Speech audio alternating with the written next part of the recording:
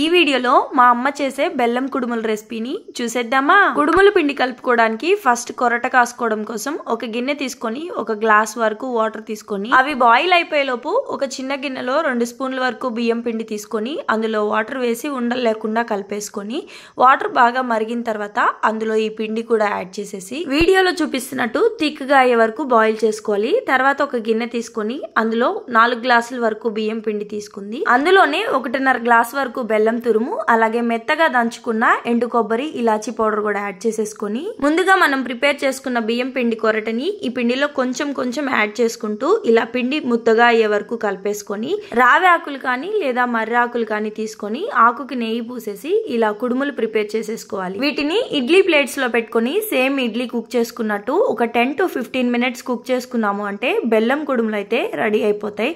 Definite గా ఒకసారి try చేసి మీకు ఎలా వచ్చిందో కమెంట్ చేసేయండి.